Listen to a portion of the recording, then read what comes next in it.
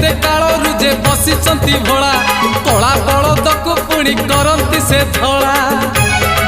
बाबा से धबलेश्वर रूप तो भारी सुंदर बाबा से धबलेश्वर रूप तो भारी सुंदर